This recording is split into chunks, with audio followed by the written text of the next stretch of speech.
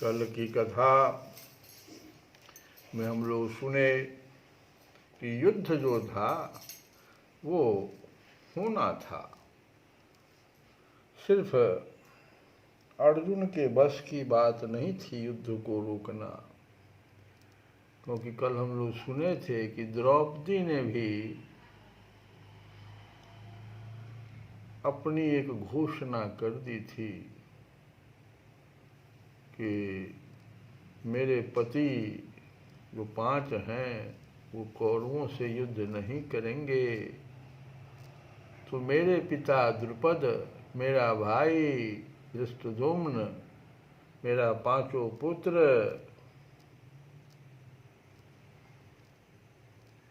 ये सब जो है अभिमन्यु के साथ सब मिल करके कौरवों से युद्ध करेंगे। यदि भीमार्जुनौ कृष्ण कृपणौ संधि कामुकौ पिता मे उतस्यते युद्ध पिता मे उतस्यते वृद्ध सह पुत्रै महारथै पंच चैव महावीर्या पुत्रा मे मधुसूदन अभिमन्युं पुरस्कृत्य योतस्यन्ते कुरुभिषः। ये सब मिलके युद्ध करेंगे ही। तो होनहार को रोकना मनुष्य के हाथ की बात नहीं होती है। होनहार जो होना है वो होगा ही, होनी हो के रहेगी। तो फिर उस समय में हमें क्या करना चाहिए, ये शिक्षा यहाँ पर है कि व्यक्ति को सिर्फ कर्तव्य पालन करने का और अपना उद्धार कैसे हो, ये 2 बातें बहुत जरूरी है।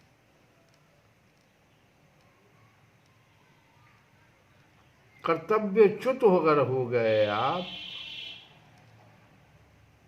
तो अपना पतन तो आपका बनिएगा। मनुष्य अपना इष्ट और अनिष्ट करने में स्वतंत्र है। इसीलिए होनी जो होना है उसको देखकर, उसको समझ करके भी वहाँ जो मेरा कर्तव्य होता है, बनता है, जैसे कोई धर्म युद्ध हो रहा है तो कर्तव्य वहाँ बनता है कि हमको धर्म का साथ देना पड़ेगा और साथ में यह भी रखना पड़ेगा कि हमारा उद्धार कैसे हो, क्योंकि हम शरीर नहीं हैं। और अर्जुन इस प्रकार से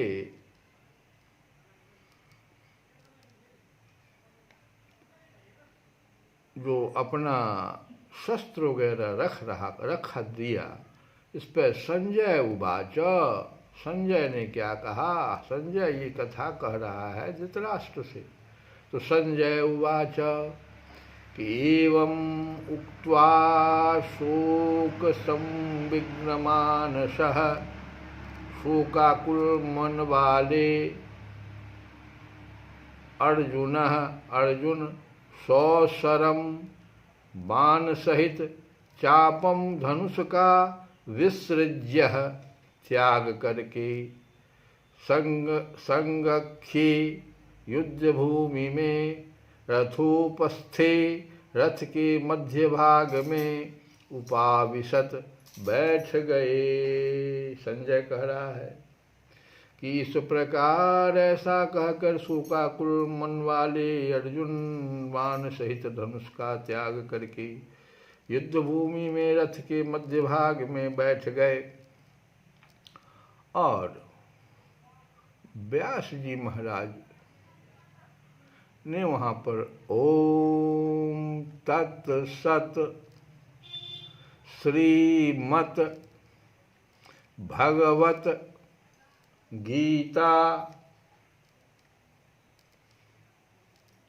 ओम तत्सत इति, ये 4 शब्द का प्रयोग कर दिया। माने ये अब जो प्रथम अध्याय जो है, जो इसका नाम भी रखा उन्होंने अर्जुन कृष्णार्जुन संवादे अर्जुन विषाद योगो नाम प्रथमो अध्याय। लेकिन इसको लिखने से पहले उन्होंने ब्रह्म विद्यायाम योग शास्त्रे शब्द भी लगाया और ओम तत्सत इति श्रीमद् भगवत गीता ये शब्द भी लगाया। इन सबों को आज हम समझेंगे कथा में। पहली बात तो ये कि अर्जुन जो है युद्ध को सभी संपूर्ण अनर्थों का मूल समझ लिया और ऐसी अवस्था जो अर्जुन की आई वो कब आई? जब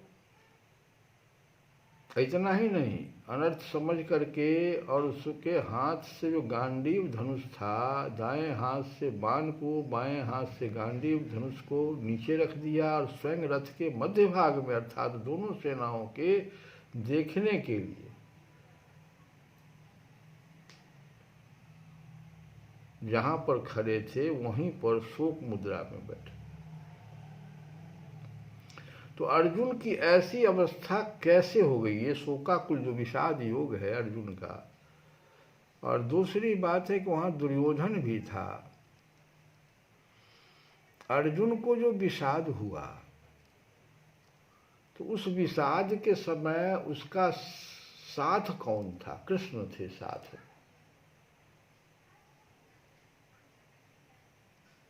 दुर्योधन के पास कृष्ण नहीं थे, इसलिए अर्जुन का जो ये विषाद था वह उसके उद्धार का कारण बन गया।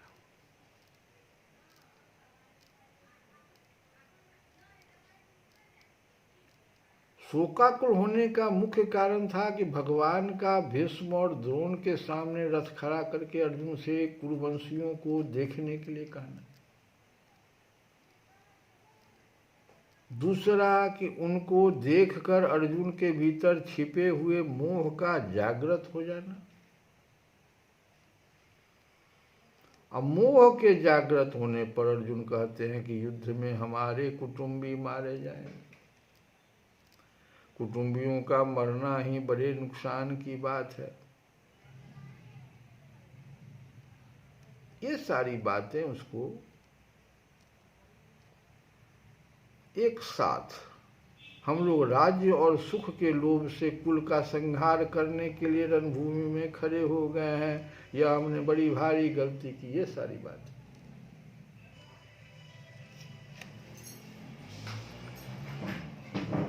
तो अंतःकरण में अर्जुन को मोह छा गया और वह अपने मर जाने में ही हित देखने लगा। यह मोह की महिमा है कि जो अर्जुन धनुष उठाकर युद्ध के लिए तैयार हो रहा था, वही अर्जुन धनुष को नीचे रखकर शोक से अत्यंत व्याकुल हो गया।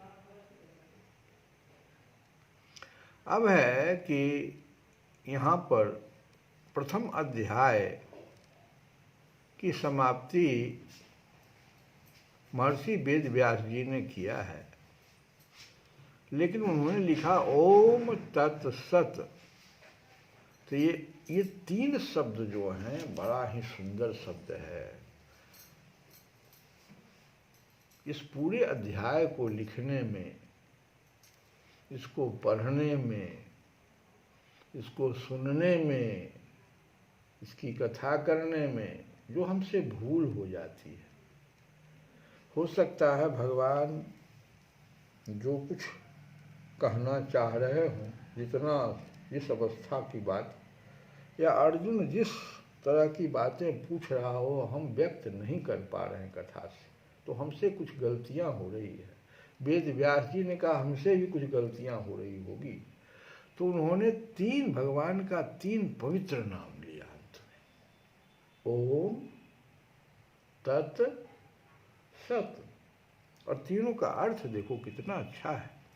ये तीनों पवित्र नाम जो परमात्मा का है, वो जीवों का कल्याण करने वाला है। ऐसे भी मनुष्य को चाहिए कि जैसे पूजा वगैरह करके उठे हैं या कोई भी इस तरह का कार्य, हमसे कुछ भूल हो रही है, ओम तत्सत, इसका उच्चारण करना चाहिए। यह शिक्षा हमें यहाँ पर मिल रही है। ये परमात्मा का पवित्र नाम है, इसका उच्चारण परमात्मा के सम्मुख कर, ये इसका जो उच्चारण होता है वो परमात्मा के सम्मुख लाता है जीव को। जैसे आप ओम तत्सत कहिएगा तो परमात्मा के सम्मुख आपको कर देता है। इतना इसमें इसकी महिमा है, इतनी इसकी महिमा है। और जो हमसे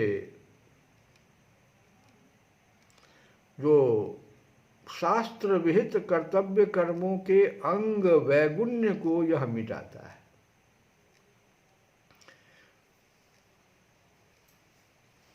जो प्रथम पाठ करने में जो श्लोक पद और अक्षरों के उच्चारण में जो जो हमसे भूले हुई, उसका परिमार्जन करने के लिए और संसार से संबंध विच्छेद पूर्वक भगवत संबंध की याद आने के लिए प्रत्येक अध्याय के अंत में ओम तत्सत इसलिए लिखा जाता है। प्रत्येक रामचरितमानस में भी आप देखिए ओम तत्सत। इति, इति भी कहीं कहीं इति, ये इति क्या है? इति बस मेरा यही प्रयोजन, मेरा प्रयोजन यही है। क्या प्रयोजन है भाई? कि ओम के उच्चारण का तात्पर्य है कि मेरी रचना का अंग वैगुण्य मिट जाए। तत् के उच्चारण का तात्पर्य है कि मेरी रचना भगवत प्रीति अर्थ हो जाए। और सत के उच्चारण का तात्पर्य है कि मेरी रचना सत अर्थात अविनाशी फल देने वाली हो। और इति का अर्थ हुआ कि बस मेरा यही प्रयोजन है। इति मेरा तीन प्रयोजन है, ओम तत्सत, यही तीन मेरा प्रयोजन है। क्या पहला? ओम, कि मेरी रचना का अंग वैगुण्य मिट जाए। तत् के उच्चारण का है कि मेरी रचना भगवत प्रीत्यर्थ हो जाए।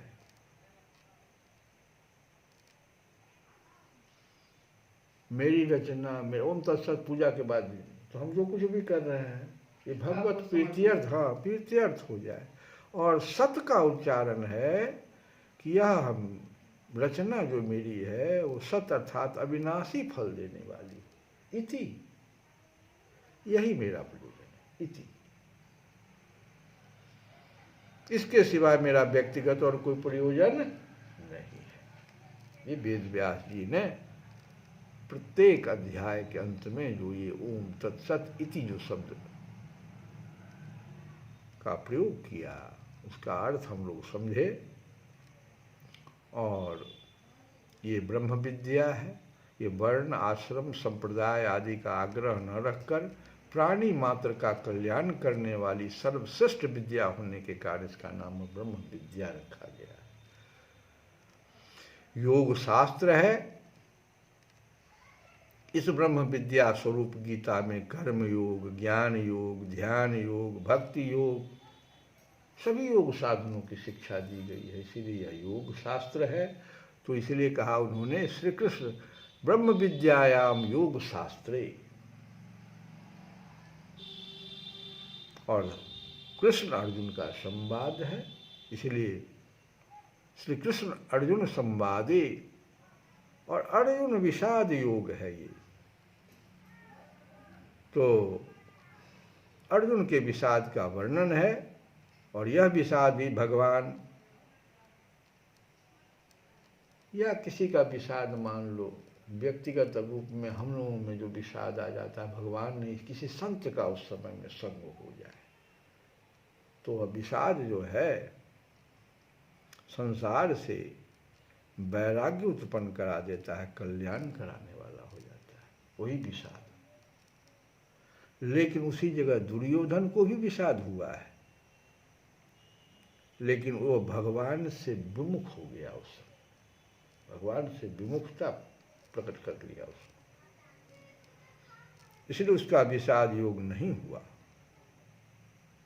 और अर्जुन भगवान की सम्मुखता होने का, इसी प्रकार से हम लोगों का अगर विषाद और संतों का सम्मुख हो जाए उस समय में तो कल्याण कारक हो सकता है, इसलिए इसका नाम अर्जुन विषाद योग रखा गया। योग हम लोग कथा को आज यहीं पर विराम देते हुए और तुलसी बाबा के ही